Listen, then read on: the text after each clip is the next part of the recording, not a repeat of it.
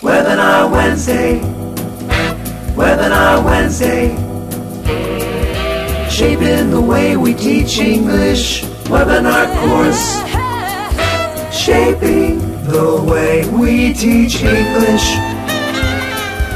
Webinar Wednesday.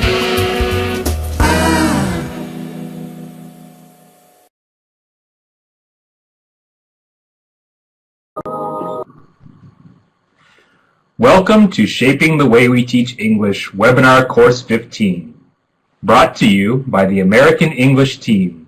My name is Curtis Chan, part of the American English team based in Washington, D.C. Welcome teachers who are joining us from all over the world.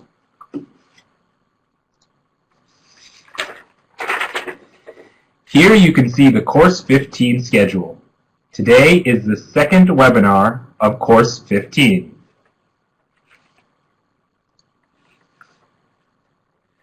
During these webinars, you will hear but not see the presenter. The way for you to participate is by using the chat box, as you are already doing. This is where you can ask questions or make comments related to today's topic. You will also see myself, Moderator Curtis, and also Moderator Heather in the chat box to help you. We also rely on the webinar community to help each other. Your presenter may also ask you questions in the form of a poll. These multiple choice questions will appear on the screen for you to answer.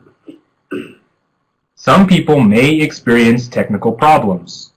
Unfortunately, we cannot fix individual technical issues, but we will let you know if we are having a global issue.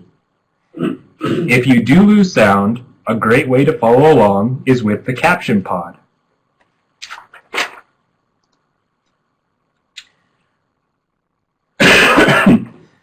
Webinar courses consist of 6 webinars. During the course, webinars take place every other Wednesday. Participants who attend at least 4 out of 6 webinars receive an e-certificate from the Regional English Language Officer or local U.S. Embassy. To ensure you are eligible for the e-certificate, we will ask you to submit your attendance at the very end of the webinar. Please do not submit it before we request it, or it won't be counted. For individuals, we just need your email address. For viewing parties, we need only the viewing host's email address and the number of participants.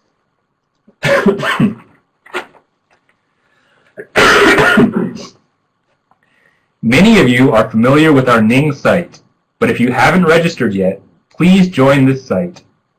Here you can find resources and discuss questions related to each webinar. This is also where you can ask presenter questions after the webinar. We also post pre-webinar readings and resources, and we post the recordings and presentations after each webinar. So you can also go back and watch the webinar again or look at the PowerPoint.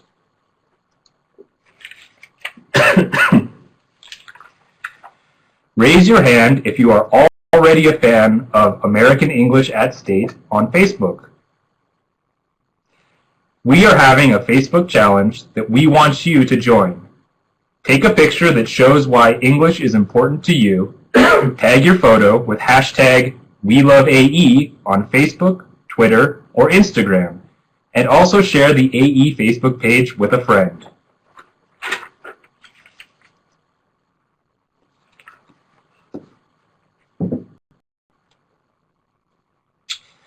Welcome to today's webinar, Adapting Materials to Meet Your Classroom Needs, brought to you by the American English team. Have you ever found an activity in a textbook or on the internet that looked interesting but didn't work well when you tried it in the classroom? Many teachers want to use new activities, but due to cultural differences, student level, and their specific context, they often have problems using these materials in the class. Through a variety of examples and communicative activities, you will learn useful techniques on how to successfully adapt materials for your classroom. For this webinar, you will need a pen and a piece of paper.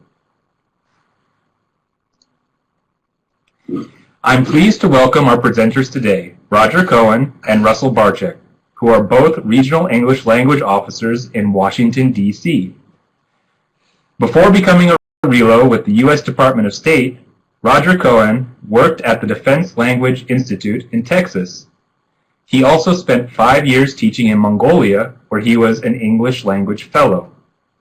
He is the author of the book Danger in the Desert, True Adventures of a Dinosaur Hunter, and is a graduate of the School of International Training's MA TESOL program.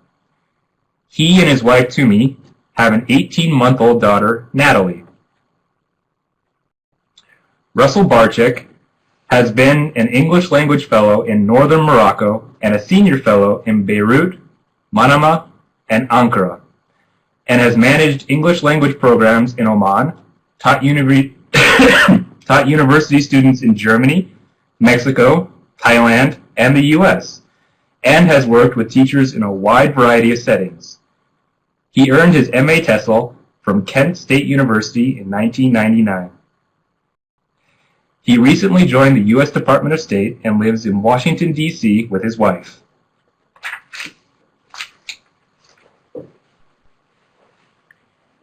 Thank you, Curtis. Thank you, Curtis. Hi, everybody. Glad you could be with us today. Hello, welcome to today's webinar, Adapting Materials to Meet Your Classroom Needs. I'm Russell Barczyk. And I'm Roger Cohen. And before we jump in here, we want to address some of the poll questions.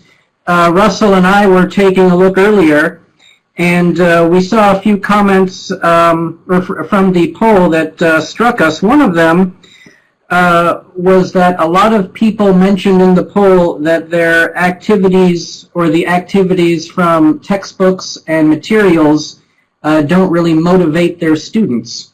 And that's one of the things that we'll be covering in this webinar. Hopefully you can get some activities and learn a few concepts for when you adapt materials for your class to really help students communicate. We also saw in the polls that the majority of you who are joining us today use Ministry of Education textbooks. Some of you use commercial textbooks also. So there are advantages and challenges, I think, to each. But there are occasions to adapt those materials, as always. Another poll question showed us that you're all extremely busy people. So the majority of you said that time was the biggest impediment to doing more adapting of your textbooks and materials. So I think we can certainly relate to that, being very busy teachers. So let's go ahead and get started with our topic today, adapting. So let's think first, what is adapting? Have a look at the cartoon here.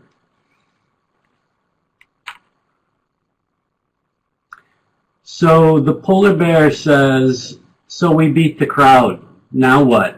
And his little friend, the penguin, says, "Adapt, baby, adapt." So they're obviously from a cold climate and not used to the hot weather, so they have to make some changes to fit into their new environment to enjoy their vacation. This happens all the time to us English teachers, that we have to make changes to our materials, lesson plans, and textbooks. Some of these changes we can predict and plan for them, and some we cannot and have to adapt very quickly on the spot. So there are a number of things that teachers do when they start thinking about adapting textbooks and materials. And when we're actually contemplating how to use an activity or a part of a textbook, one thing that comes up quite a bit is modifying content and tasks. So obviously adapting means changing somehow. So when teachers adapt for their own class, they have to think about what they're going to change and how. Teachers also think about adding or getting rid of certain content. Maybe they really like something that they would want to use, but they don't see it in a textbook. Maybe they want to take something out that they think is unnecessary. One big thing that comes up is reorganizing content in materials or a textbook. For example, maybe a certain activity, like a grammar exercise, might be at the beginning of a unit, and teachers maybe think there should be more presentation before that, and they should put it later. Something else is addressing omissions. We have to keep in mind that textbooks were written by a textbook author and written for a general level, not necessarily for your classroom. So there might be certain things that a textbook is lacking that you might want to include, and you need to think of these about and how they will meet the needs of your students a little bit better. And lastly, we're going to talk about how various aspects of adapting materials lends itself to extending tasks. For example, we might see a great activity, and in order to get our students to communicate more or perhaps participate more, we need to extend the activity. So we're going to touch upon that today. So what I'd like to do is to start us off, to kind of base our discussion today, is by taking a look at how we would actually adapt an activity. And here's a sample activity on prepositions of time, and Russell is going to read it over while you take a look. Okay, so we've got an activity of prepositions of time: at, in, and on. At for a specific time, like at 7 o'clock. In for longer periods of time, for example, with months and years, like in April or in 1974. And on for days and dates. So on Monday, on January 29th. Now this seems to be the activity. Write 2 sentences each for at, in, and on.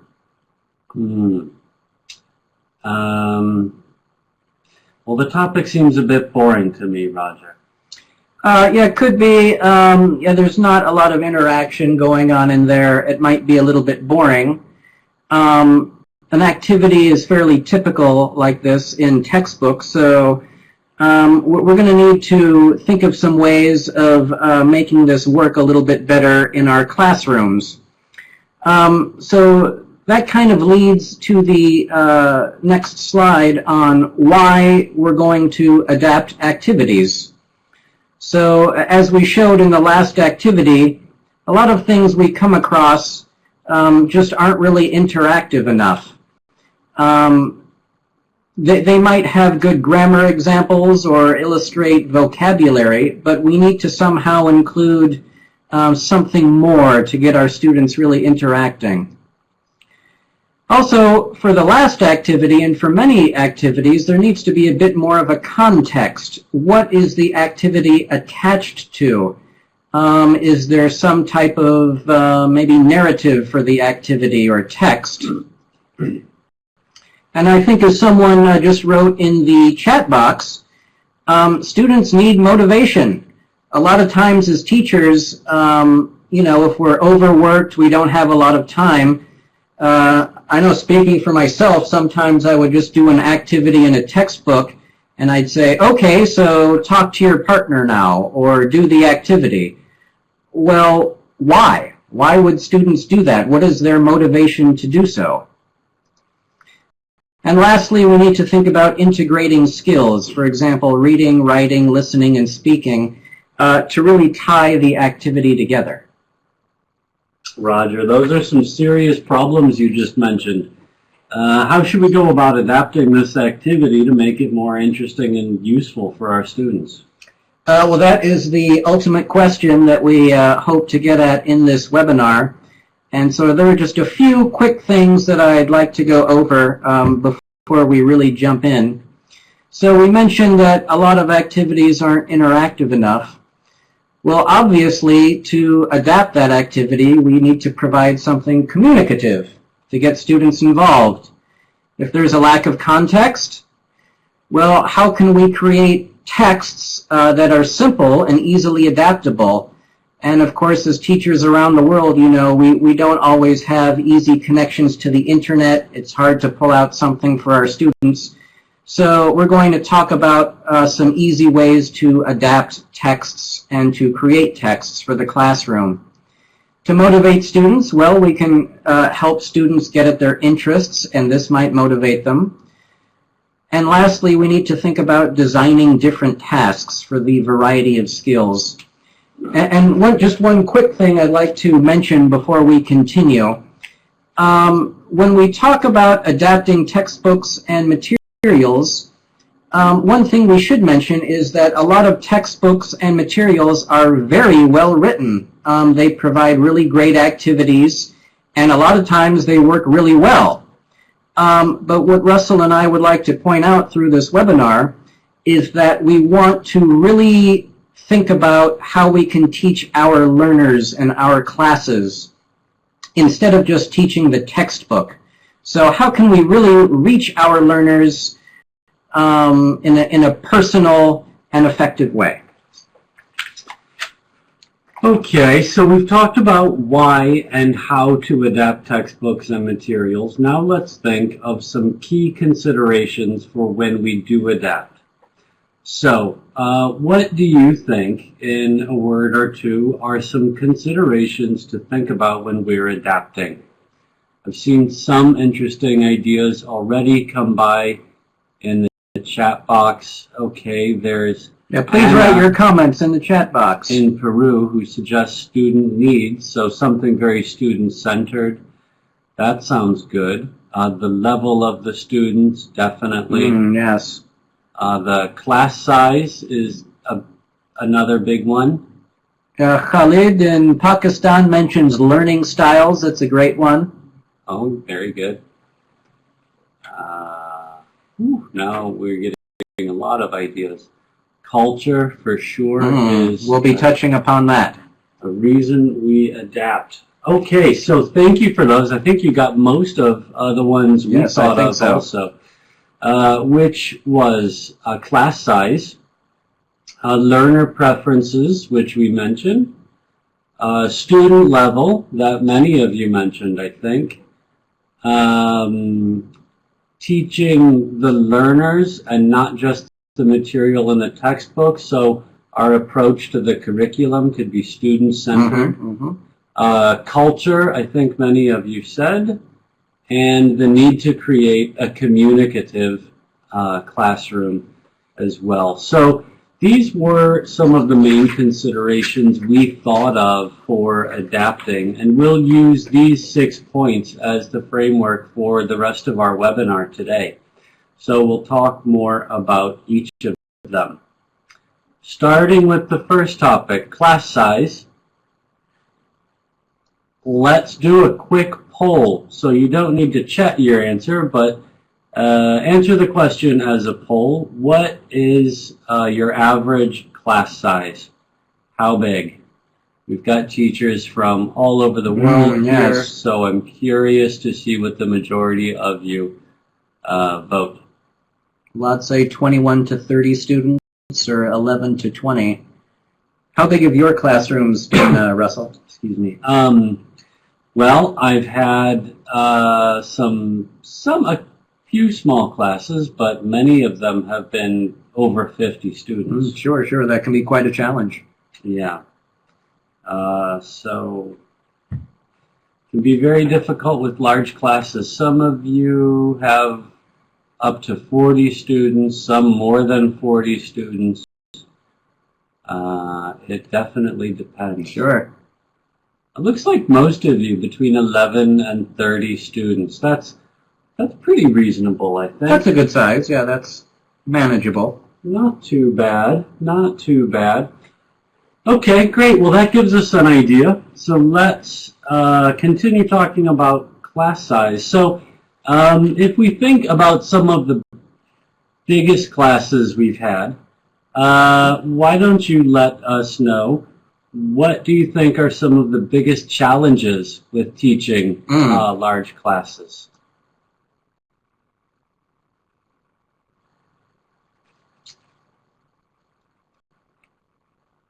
Controlling the noise. Definitely. Keeping the students interested, getting attention. Giselle in Mexico says multi-level. That's definitely a big issue. Wow. Classroom management, monitoring their work. Thank you from Columbia. Yeah, we're going to be talking about a lot of these issues you're bringing up here.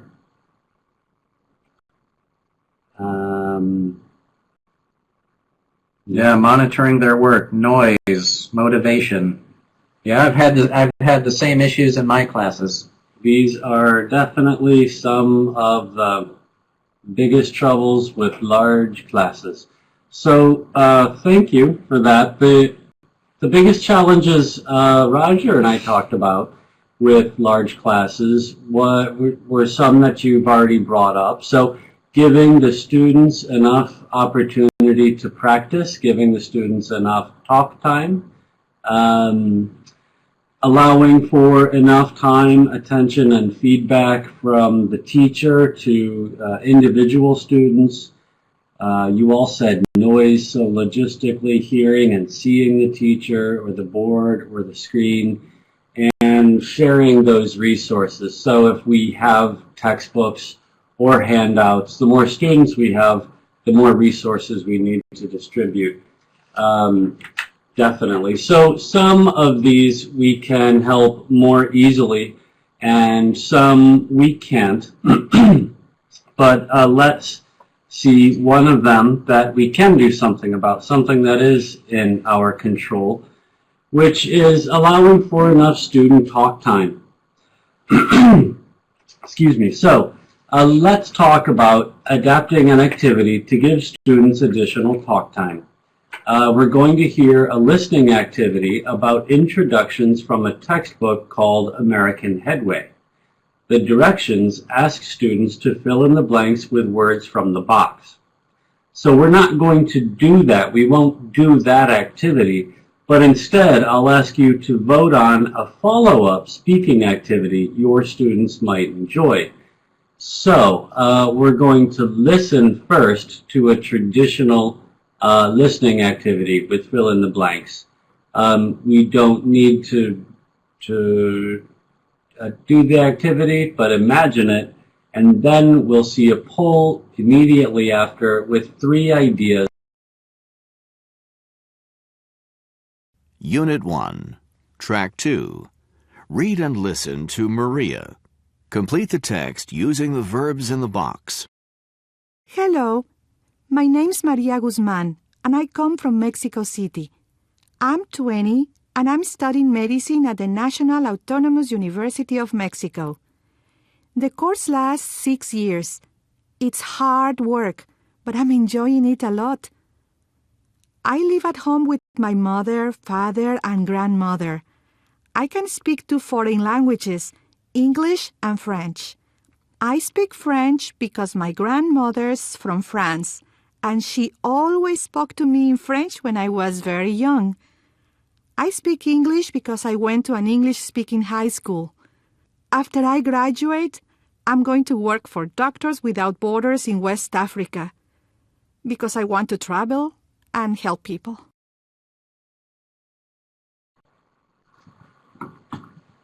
Okay, so now we'll see a poll with some options for a speaking activity we could follow that listening activity with. How would you adapt this listening activity to create an extra speaking activity?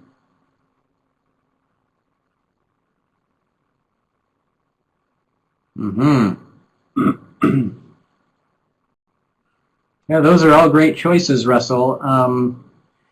I've done number 2 quite a bit, where I use imaginary characters and students can pretend they're someone famous or someone from a movie, and that takes a lot of pressure off of them when they make speaking mistakes.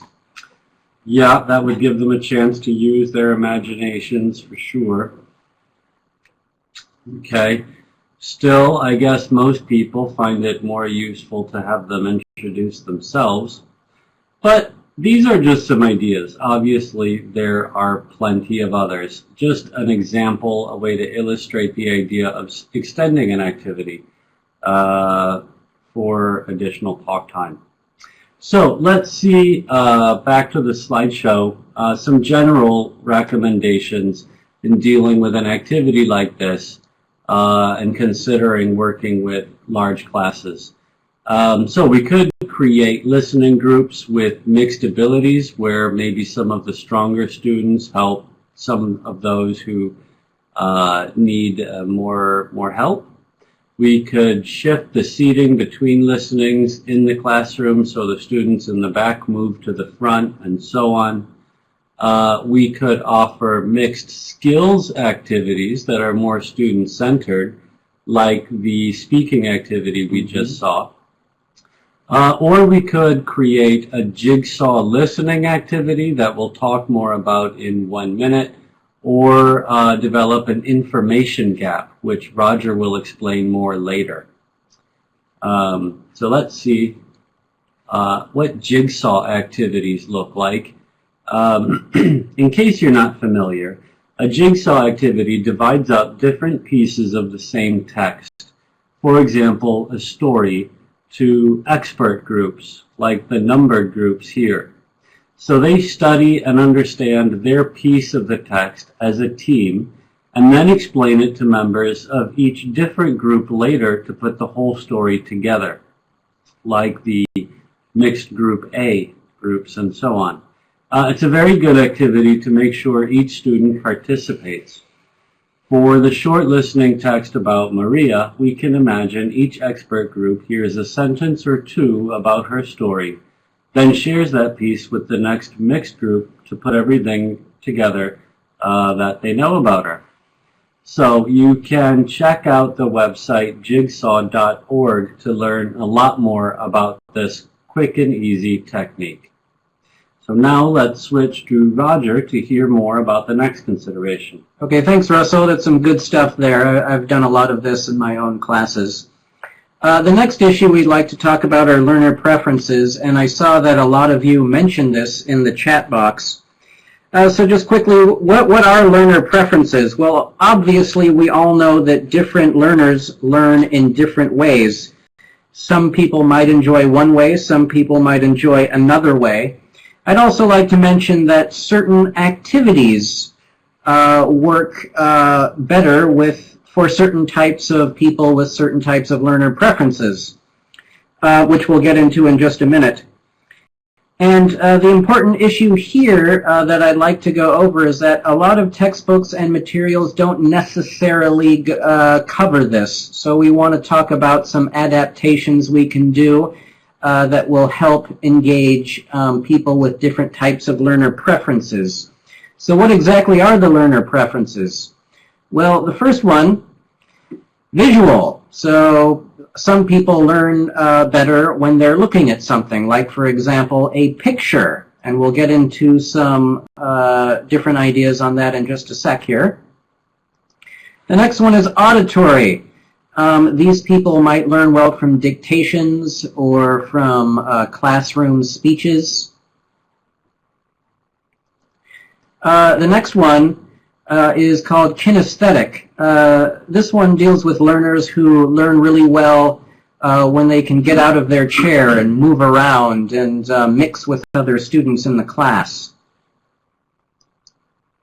The last one is tactile.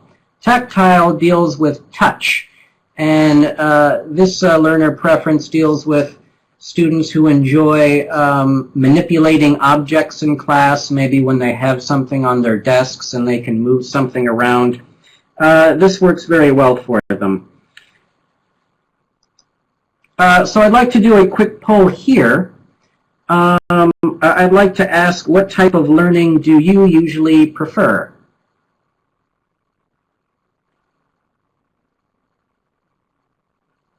A lot of visual learners there. A lot of kinesthetic people. Yeah, one thing I notice is about 14% of you say it depends. That's a very good comment because, yeah, often it depends on what type of activity it is, what exactly is happening in the class. Sometimes a learner preference might be better suited for a certain type of activity, like I mentioned earlier. So I'm going to ask my partner here what type of learning he usually prefers. Well, I would say also it depends, but in general, overall, maybe tactile. Okay, you're a pretty tactile type of guy anyway. Yeah, so what we'd like to do now is take a look at an actual activity and see how that can tie into these learner preferences. Let's get a little hands-on here. So this activity is from Interchange. It's a great textbook. This activity called Word Power, it asks in section A to find two other words or phrases from the list that usually go with each verb. So some of the examples are the bed, a vacation, dancing, the laundry, shopping, and then there's a diagram there with the verbs do, go, have, etc. And you have to make word combinations that go together. Many of us would know them as collocations. And in section B, it asks to circle the things you did last weekend, then compare them with a partner. For example, I went bowling with my friends and had a good time. So this is a pretty good activity, but we'd like to start thinking about how we could adapt it for different types of learner preferences. So Russell actually had a great idea himself. So I'm wondering, Russell, if you were going to adapt this activity for a tactile learner, what would you do? Well, here's an activity that I like, especially with vocabulary like this. So we could put the students in pairs and have them write 4 sentences about their day, so something simple, using a collocation in each one of these sentences. They could cut up the sentences into strips and then just pass them on to the next group of students next to them to piece back together in order. So it's very quick and easy, and with really no prep time from the teacher, you've developed a kind of grammar, writing, and tactile activity with no extra materials. Yeah, I've used this type of thing many times in my classes. It always works really well. So right now, let's go back to that activity. And with you all taking a look at this activity, I'd like to ask a question, and if you could answer in the chat box, please. How would you adapt this activity for visual learners?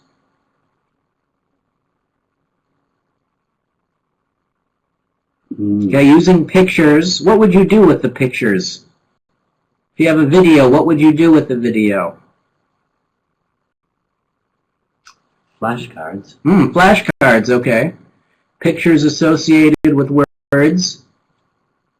Cartoons with PowerPoint, that sounds really interesting.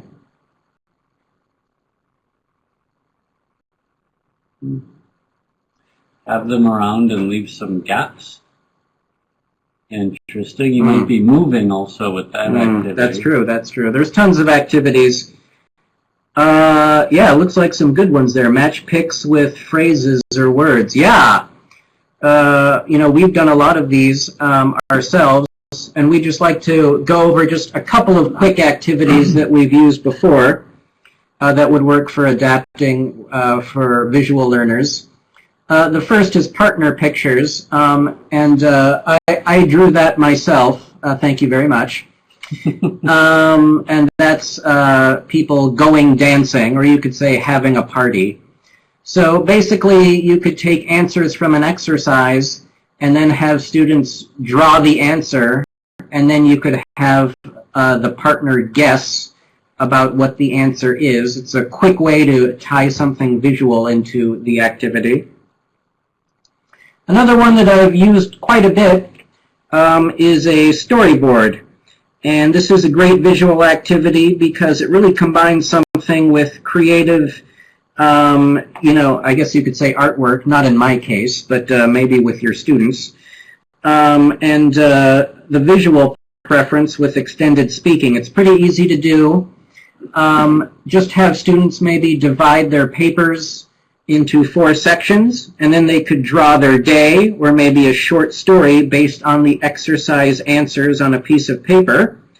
Then they would show their storyboard to their partner, and then they would use it as a prompt to describe the story using the keywords from the text. So it's a good extension activity as well. So for example, I could say something like, this morning I woke up and made my bed. There's an answer from the activity we were looking at. Then I could say, then I went shopping at the store. After that, I sat down and did my English homework. And finally, late at night, I went dancing with my friends. So it's using those answers from the exercise itself. Did you draw those too? Yes, I drew all of those, thank you. They're gorgeous. Yes, it's the best I can do. The other suggestion, and this one is becoming more popular in textbooks these days, are collocation wheels. So the exercise has students put word combinations together, so to make it more visual than just filling out a diagram in a textbook, they can put a verb in a circle in the middle of a piece of paper, and then draw branches connecting the word combinations to that verb. So like make a phone call, make dinner. You could also say make my bed. And then, possibly students could save this for later and then add more combinations as they move on in the unit. Nice. I'm just noticing in the chat box here, Naima in Oman suggested using oral questions, which leads us to perfect. That's the next category. So many learners are more comfortable learning through listening or are auditory learners. So oral questions, responses to stories would work very well for these kinds of students, even if they use 3 or more combinations in a short dialogue or a short story that they could read to the class, and the teacher could ask them spontaneous questions. Yes. That might appeal to auditory learners, something very quick and simple. Okay, so I myself am an auditory learner. What I'd like to do is I'd like to actually do an activity with you that is a very good adaptation for auditory learners. You can do it easily. You can adapt it for almost any type of exercise, and I've used it hundreds of times. It's called a dictoglossus. And dicto, like dictation, and glossus, referring to word or words. So we're going to actually do this activity together. So if you remember, Curtis at the beginning of this webinar said to have a piece of paper and a pen. If you could take a few seconds to get those ready, because we're going to be doing this together. Okay, so I'm going to go over the instructions of how to do the activity, and then we're going to do the activity together. Okay, so what is the objective of a dictoglossus? So this is it's a listening activity, and the objective is to have students recreate the text as exactly as possible as you say it. So they're going to do that by taking notes. So the first thing you're going to do is you're going to pair students. In this case, if you're sitting next to someone, maybe get together and make a pair. If you're just by yourself, that's fine. You can do this activity by yourself. But when you're doing this in your classroom, it works best with pairs. So the next step is to get ready to take notes. Now, in this step, I'm going to be reading a text, and while I'm reading the text, please take notes. Now, it's important to tell your students that they will not be able to copy the entire text as I read it. I'm going to be reading it a little too quickly for that. But you want to tell students, and for you right now doing this activity, to take as many notes as possible that will help you remember as much about the text so you can put the text together, because remember, you're trying to recreate it. So for example, if I read the sentence, "I like ice cream," you might just have time to write the words ice cream. And then that would help you later write the full sentence, "I like ice cream." So I'm going to read the text, and the text is based on the exercise that we were just looking at, word power. And when I'm done reading the text, we'll take a few seconds for you to maybe look at your notes, and then Russell is going to read the text again. When he's done reading that for the second time, usually in a class, students would have several minutes to put their texts, or excuse me, put their notes together, and they would compare, and then they would write down one full text that would recreate the text as best as possible. I'm not sure we're going to have time to do that. We'll see how it goes. And then after students put their notes together and recreate the text, then they would read the text to the class. And then finally, the teacher shows the actual text at the end. So before we do this together, you might be wondering what type of text you should use. Well, that's where adaptation comes in. You can create your own texts pretty easily from exercise answers. For example, in the exercise we've been working with, I made some simple sentences based on the answers. For example, make the bed, take a vacation. Those are answers that you could make sentences out of and then make a short text. You can do the same thing for students, and it's a great adaptation of an exercise for auditory learners. So if you're ready to do it, let's do it. So get your pen and paper ready. Okay, so remember, I'm going to read the text, so please take as many notes as you can. And remember, you won't be able to copy everything, so don't get frustrated. We're going to read it twice. Here we go. This morning, after I made my bed, I heard my son make a phone call. He was talking with his friend. I was busy doing the dishes in the kitchen. He then told me he and his friends wanted to take a vacation to New York. I said, no way. At the most, you and your friends can have a party at our house and go bowling. Okay, so take a few seconds. Okay, so Russell is going to read it again. Okay. This morning, after I made my bed, I heard my son make a phone call. He was talking with his friend. I was busy doing the dishes in the kitchen. He then told me he and his friends wanted to take a vacation to New York. I said, no way. At the most, you and your friends can have a party at our house and go bowling. All right, thanks, Russell. And I know when you were doing this, you were all focused on your paper and no one was looking at the captions pod because we just realized the captions of exactly what we were reading came up there. But that doesn't matter, it's just for fun. So now that we're done reading the text, okay, so usually you take a few minutes to compare texts with your partner to make one final text as best as possible. You then read it to the class and compare it with groups. Due to time, though, I think we're just going to show you the actual text here. So this morning after I made my bed, I heard my son make a phone call. He was talking with his friend.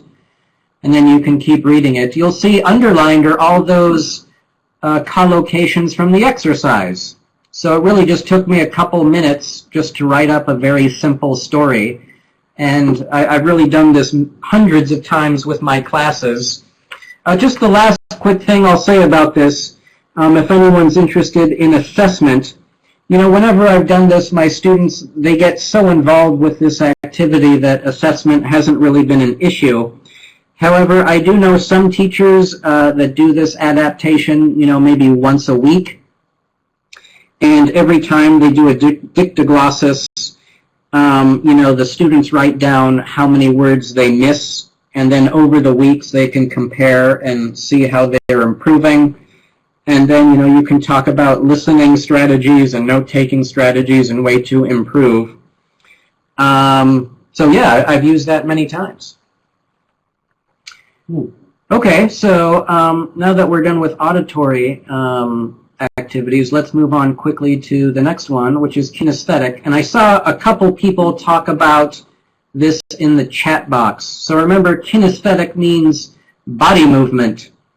So the first recommendation we have for adapting the word power exercise from interchange we were just looking at would be mini dramas. You know, you might know them as charades. This is when students can maybe act out an answer to one of those questions, and then the other student can guess. The next one is pairing students. Like, so for example, from word power, you could give half the class pieces of paper with verbs from the exercise. For example, the verbs do, go, or have. And then you could give the other half of the class little pieces of paper with the answers. For example, the bed, the dishes, a lot of fun. So then students would have to find, or they'd have to stand up with their piece of paper, and then they go find their match, and then they sit down with their partner and perhaps complete the exercise. The last one is a walk and write. What I used to do quite a bit is, you know, take an answer, like in this case, take one of the verbs from the exercise, write it on a piece of paper, tape it to the wall, and then I'd have students stand up and walk around and write down their answers on the paper and maybe write down sentences, you know, to help them make the connection even better. So those are just a few activities, you know, I've used to adapt for kinesthetic learners. They sound like nice, active exercises. Yeah, they work pretty well. So great, thank you. The next consideration, moving on, we're going to talk about is student level. So let's do another quick poll, and I'll ask you, do you feel that your classes have mixed ability levels? Mm-hmm. So we'll just give this poll a second here. About 90% there. It looks definitely very, very high. It wouldn't surprise me if even it were 100%. I imagine that all of us have felt that our classes have mixed abilities at different times. So I bet that is a very high number. So, okay, great, thank you. And the next part of my question then, if we can go back to our slides.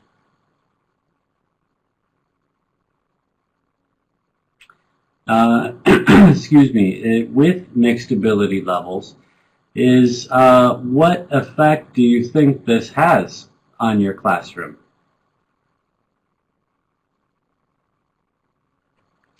Okay, we've got, super, let's see your answers here. Can you say some of those? Okay, it says, yeah, different learning styles. Yeah, they get bored. Uh-huh. Yep. That often happens. Not everyone understands. They get frustrated. Yeah, the differentiation, it's hard to gauge between different students, and then it leads to a lack of participation. Yeah, it's very demanding. Thank you for that comment from Morocco. Okay, well, some of these issues Yeah, they get behind, yeah. I've dealt with this many times myself.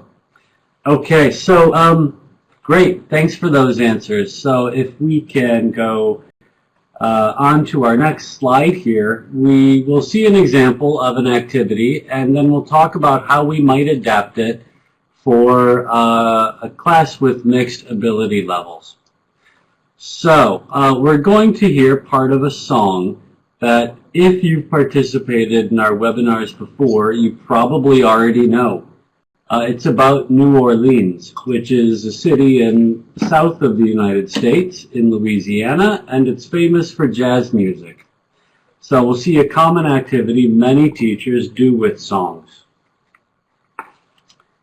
We're not going to actually do this activity because really I don't think we have time to fill in all these blanks. But let's say that you have to use this activity in your class, but you think it's a little bit too difficult for most of your students. So what could you do to this activity to adapt it to your students' level?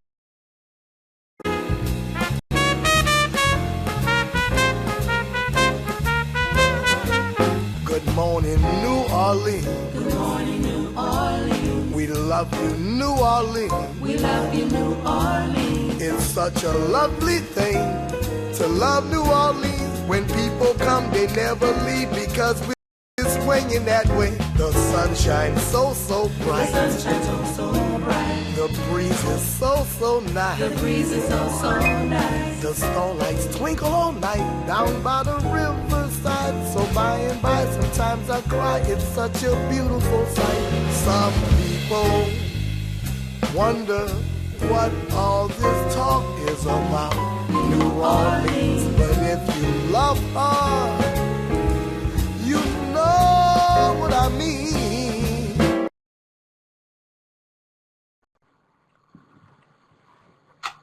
Okay, so that's the activity. We find it difficult for our classes level. So what could we do to make it a bit easier? There's a nice suggestion from Bahrain to prepare vocabulary cards. That might help. Strips of paper, yeah. Okay. Maybe another jigsaw. Ooh, thank you, Margarita from Colombia. Nice idea to give them a list of the words. That happens a lot. We could form groups, or from Guatemala, the suggestion of giving them some hints, some clues with the letters of the song. Yeah, that would be great. A lot of good ones here. Okay, good. So I'm glad you enjoyed the song also. So those are most of the ideas that we thought of as well. If we needed to make it a bit easier, we might play the song in some short segments a couple of times to let the students work in teams, or to give them a clue about what word's missing by giving them a letter of one of the words. Great. So let's see some other activities, since we said extending is part of adapting, that we could use the song to develop some different ideas. One of the first we'll see is a speaking activity. So when we spoke about visual learners, they might enjoy this activity with pictures, or also kinesthetic learners might like this because it lets them stand up and move around. So this activity is called Four Corners. It gets students moving and generates interest in the song. We would hang these pictures showing scenes from New Orleans in different corners of the room, and write the title of the song on the board. We'd have students read the song title and choose which picture represents the title or possible themes in the song. So they move to that picture, and once everyone is in a corner, we could ask students to share with the others in the same corner why they think that picture represents the idea in the song, or what they like or don't like about the picture. So after small group discussions, each corner can then explain to the rest of the class the various reasons why the group feels this way. And after they hear the song and do the activity, you can allow them to change their opinion and see if they stay in the same group or change groups. So in this example, we have pictures of the French-style architecture of New Orleans, people in costumes from the famous Mardi Gras celebration, jazz musicians playing in the park, and a steamboat on the Mississippi River. All very typical pictures of New Orleans. Another way to help students perform at their own level is to add activities that are either more or less controlled or controlled by the teacher. For example, if we wanted to follow the song with a writing activity, we could simply cut pieces of the song lyrics and give them to groups of students to arrange like a puzzle as they hear the song. So the smaller the pieces, the bigger the challenge. Or we could offer a very open-ended activity and ask the students to write a story they can imagine about the life of the singer. So here the students can all perform at their own levels or work in groups. Another idea is to ask the class to write the next verse of the song. In this case, they would have certain limits to what you're asking them to write, but there's still lots of room for creativity. So just some very quick ideas. If you like this song or any of the activities, they're available on the American English website. So like the music that we were listening to before the webinar began, there's plenty of these activities with the pictures and ideas for adaptations on the website. So you can download all of that for free. Good stuff, good stuff. I'm seeing tons of great ideas in the chat box here, too. I'm sure there are a lot. Yeah. I mean, songs are such a great way of engaging students. So let's move on to the next issue, which is teaching learners, not the textbook. So, of course, we all know our class is not the exact same class that's targeted by the textbook. So, as I said before, we want to think about how to teach our learners and not just turn the pages of the textbook. Essentially, teaching itself is a constant process that requires constant adaptation. So what I'd like to do is, in the next several slides, talk about a couple things that occur quite a bit in textbooks. Those are texts and dialogues, and because they occur so often in textbooks, I'd like to talk about how we can adapt these.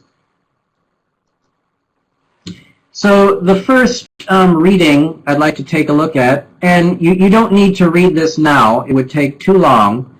We're just using it as an example. It shows an example, or it gives examples of nonverbal communication around the world. It's a pretty good text, and it will, I'm sure, interest a lot of students. It's divided into several paragraphs, and there are some good questions at the end. Now, reading texts, as you all know, are almost always followed by comprehension questions or true or false questions, and then the students complete them, and then usually the teacher checks them somehow. So, doing this again and again, it can get a little bit boring. And we want to think about ways about how we can adapt that to maybe include some more interaction between students. So for this section, when we look at readings and dialogues, I don't want to go too in-depth about the actual teaching of reading, but I do want to talk about how to adapt. So let's take a look at the first adaptation that I've used quite a bit, and it's very easy to do. You can use it with, texts that are divided up into several paragraphs, and that is paraphrasing. And perhaps some of you are familiar with that word. Paraphrasing basically means retelling, the same text in students' own language. So how does this strategy work? So first, find a reading with several paragraphs, like the one before. Then the first thing that I've done is I group students by how many paragraphs are in the text. For example, if the text is 4 paragraphs long, then I would put students into groups of 4. Then I would assign each paragraph to students in the group, so I give each of those 4 students a separate paragraph. Then what I would do is I would instruct students to just read their paragraph, and they're going to need to take notes. And I would give them a maximum. So maybe for a paragraph it might be 10 words. It's up to you. But I would tell students that they can only write down 10 words that they're going to use to paraphrase or retell the paragraph to their group mates. So when they're done reading the paragraph and when they're done writing down the words in their notebooks, I'll tell the students that they need to close their textbooks, and they can't use the textbook at all, and they need to retell or paraphrase their paragraph to their group mates using only their notes. And so when they're retelling their paragraph, they're essentially paraphrasing to the group. And the other thing that I have students do is to make sure that they really listen to each other and not just paraphrase their own paragraph and then not pay attention, is I make them listen to each other and have them take notes on what their partners say, because when they're all done, I ask them to paraphrase the entire text to a different group as best as possible. So it's a pretty easy paraphrasing activity to do. It doesn't involve a lot of teacher work. The students are basically doing everything, so the teacher can really act as a facilitator. So right now, I'd like to talk about how we can adapt dialogues, something that also happens in almost every single unit in a textbook. So I'd like to cover quickly how we can adapt for dialogues. Okay, so here's a dialogue from Interchange, and Russell and I are going to read it in our best theatrical voices. Russell is going to play Rod. I'm going to play Jana. Are you ready, Russell? I'm ready, Roger. Okay. Okay. Hello? Hi, Rod. This is Jana. Oh, hi, Jana. What's up? I'm going to my best friend's wedding this weekend. I'd love to take some pictures for his website. Would you mind if I borrowed your new digital camera? No. That's okay, I guess. I don't think I'll need it for anything. Oh, thanks a million. Sure. You have used a digital camera before? It's sort of complicated. Uh-huh, sure, a couple of times. Would it be okay if I picked it up on Friday night? Yeah, I guess so.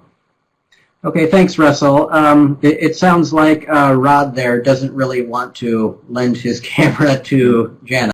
No. So, I bring up dialogues here. Like I said before, they're very common in textbooks. And the way it's usually done or presented is that students will listen to the dialogue, maybe on a CD, then they'll do exercises. Maybe the students will read to each other. Sometimes creative teachers will have students make up, or have students make up their own dialogues. And usually, the teacher in the class think of the dialogue as a good example of English. And sometimes students even memorize them. However, I think we can go one step further. I'd like to start thinking about how we can adapt dialogues. So rather than just having students maybe memorize them or treat them like a regular text, that they can really interact with the dialogue a little bit more, and you as the teacher can get maybe a little bit more out of it. And I'd like you to consider this. The author is saying use a dialogue more as a proposal than a model. That really means that, like I was just saying, instead of just using a dialogue as is, think of a way to use a dialogue so you can really work with it and students can interact with it. So I'd like to present one way that I've done quite a bit in my classes. And it's really, really simple, but I found it works really well. And it really engages students, instead of just reading the dialogue or acting it out or something, which is good, to really get into the meat of the dialogue. So how do we do that? With what I call consider questions. Basically, it's just making up simple WH and imagine questions based on the dialogue, and you can do it very quickly.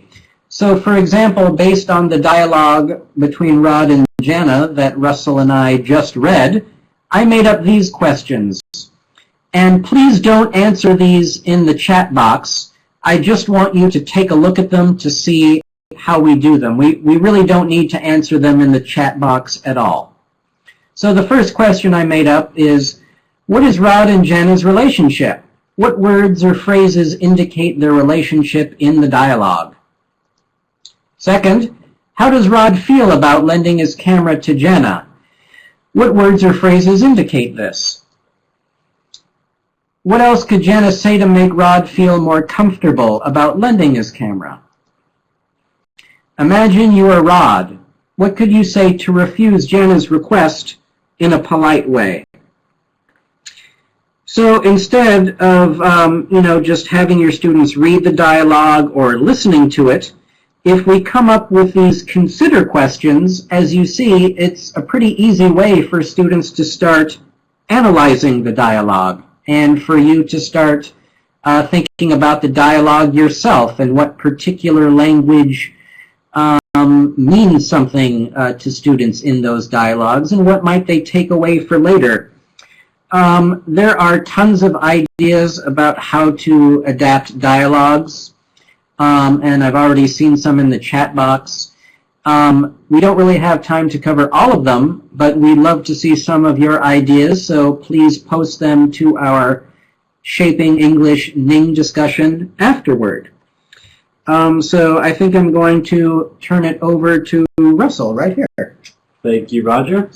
So our next topic here to talk about is culture. So don't answer this question yet. We'll do a quick poll.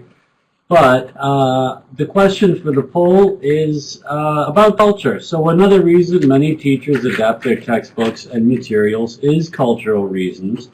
So how often do you adapt your textbooks because of culture?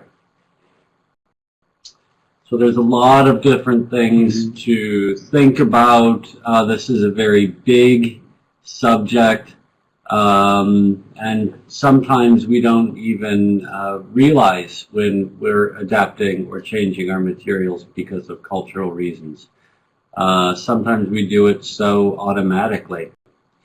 So it looks like, yeah, everyone at least does it sometimes. Sometimes to frequently. Yeah. Okay, great. Thank you. We can go back to the slides. So since many textbooks are written for students studying in the U.S. or the U.K., for example, a lot of the topics, questions, and dialogues don't make as much sense in other countries. In my own experience, I would say that I sometimes need to adapt due to the cultural content. So in textbooks, there are often place names that might be unfamiliar to students. For example, when we heard the song earlier about New Orleans, without some explanation before listening to the song, some students might not know where it is or what it's known for. So when introducing new cultural information, which many students can find interesting, we have to make sure that it's well explained also. So here is an activity from another textbook, and we'll look at how we might change it based on one example of culture. This is a role play activity from a book called Classic Classroom Activities. It's a great book, but most of the activities in it are set in the U.S. So in this case, some students are given some lines for acting in a role play about renting an apartment. So maybe some of the questions or vocabulary fit where you live, and maybe they don't. For example, if our characters are a landlord or a couple of renters, they may be asking the management some of these questions in the right side of the book. We'll look at one small example of these. Let's say the characters ask, does it have air conditioning or a swimming pool?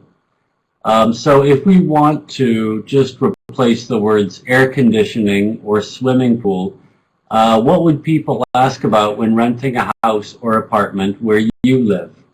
What other words might they write there? Maybe the same words, but maybe different ones. AC, yeah, sure. A yard. Ooh, a balcony. Thank you, Victor from Nicaragua. That would be nice. Garage. Would love to have a nice balcony. Is there hot water? Yeah. Parking place. Mm. Is there a view? A bar. These are all possible, and this is a very simple example about things in a house related to culture, related to where we live.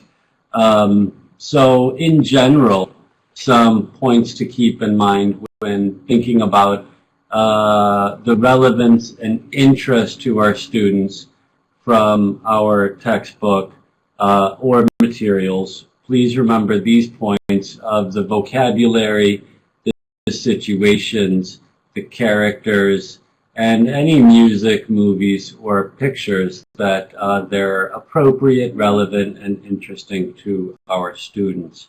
One last example, one last comment I would like to make on the subject of culture here is not an adaptation of a text itself so much, but an adaptation of a general idea. So,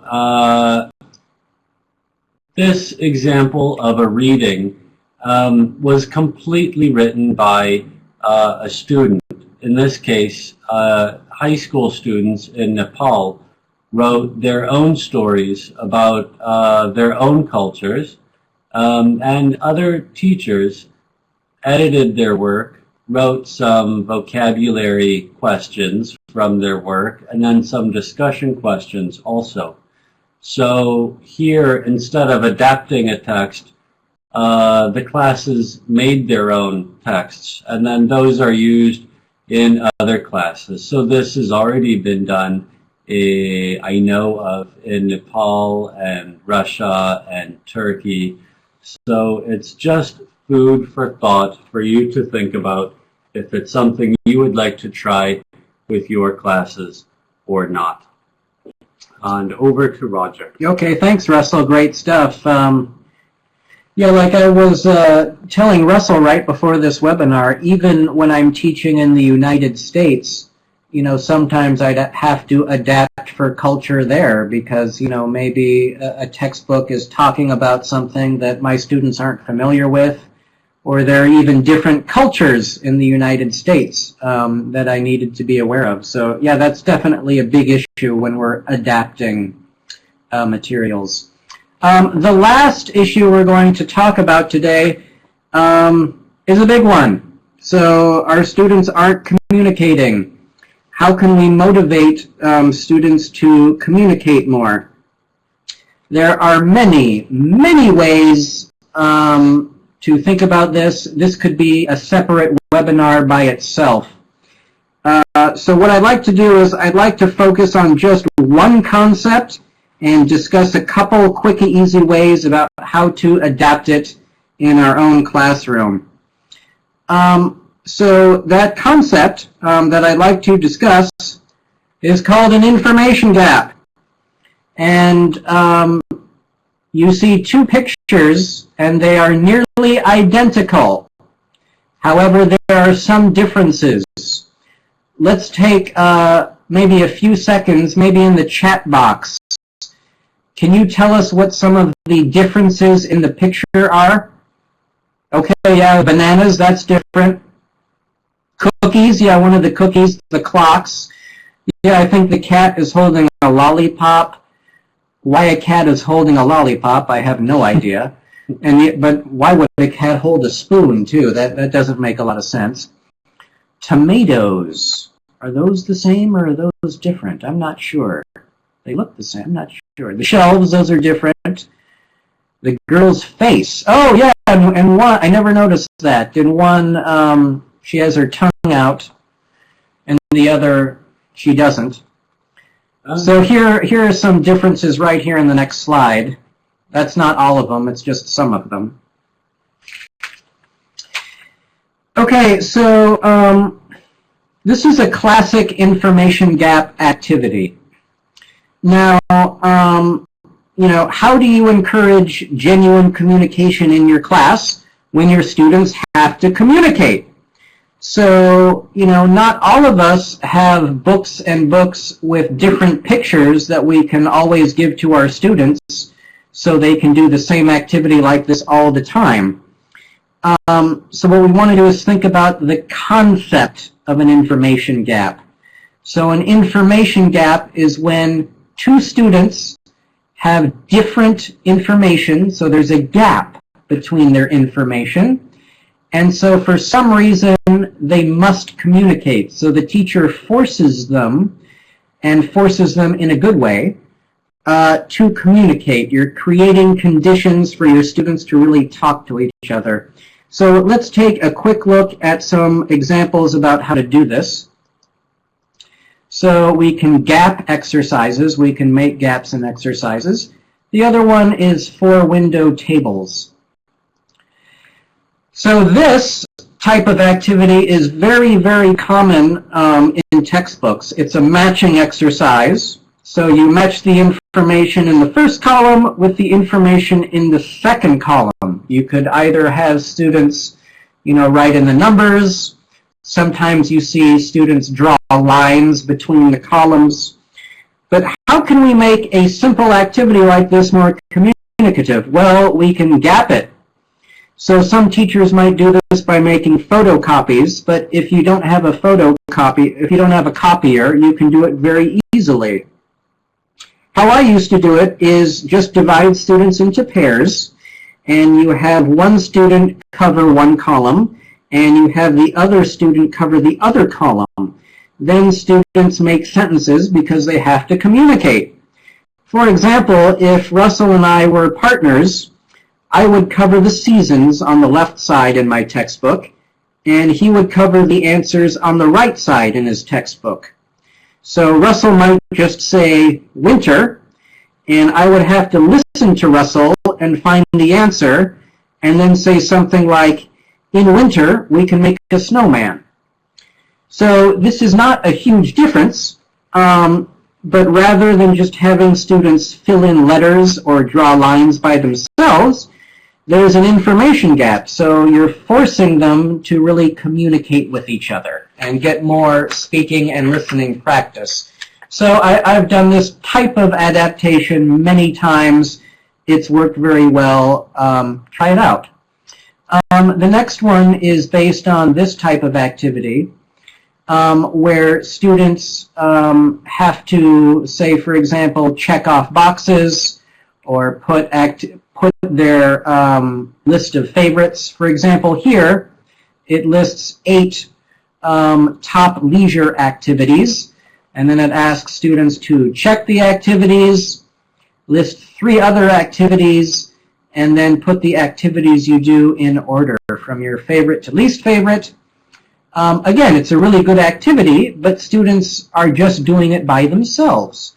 So we could take an individual activity like this, and if we create an information gap, we're forcing students to speak to each other and communicate. So for this type of activity, I've used 4 window tables. So you just have students maybe divide their paper into 4 sections, and then write my partner and me, only my partner, neither my partner nor me. So then here, you're forcing them to communicate and find out information because there's a gap. So this is a very good adaptation to really help students communicate. So Russell would just like to talk about one last thing before we say goodbye. Those are some great ideas, Roger. Thank you.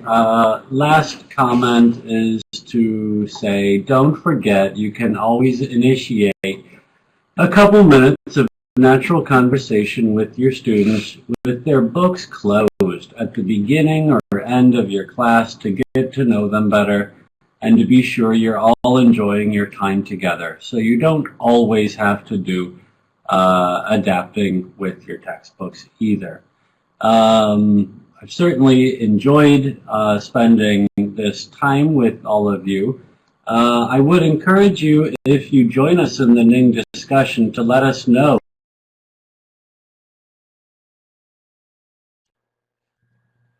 All right. Well, thank you so much, Roger and Russell, for that great session. You gave us lots of good key considerations to think about as we teachers need to adapt to materials we encounter either in a textbook or materials we find online or other places. Lots of great ideas. I hope many of you out there in the audience will try some of these techniques in your classroom soon. And as Roger and Russell mentioned, that you will share these ideas for successful adapting that you've done on the Ning. Okay, now it is time for the much awaited part of the webinar, attendance. You will see a box on the lower left-hand side of your screen that says Submit Attendance Here. This is where you will enter your information. If you've entered it anywhere else in the webinar, it has not been counted. If you're watching this webinar as an individual, you only need to enter your email address as shown in the example on the upper left-hand side. For viewing groups, we need the viewing host to please submit his or her email address and the total number of teachers in the group as shown in the second example. Again, unfortunately, we cannot confirm individual attendance records, but if you follow these instructions at this time, your information will be successfully recorded for your attendance today. We hope you enjoyed today's webinar. We have another great session coming up in 2 weeks on Wednesday, February 11th with Shar Heitman from the University of Oregon. She'll be talking about integrating pronunciation across the curriculum. We'll hope to see you there. All All right. In the meantime, this room will remain open for 30 minutes for attendance purposes. So please do enter your information. Otherwise, we hope to see you on the NANG in the discussion that Russell and Roger will post after the webinar. And also, if you have anything you want to share in the live chat now, it's a great time. So we look forward to continuing the conversation, and we'll see you in 2 weeks. Thank you.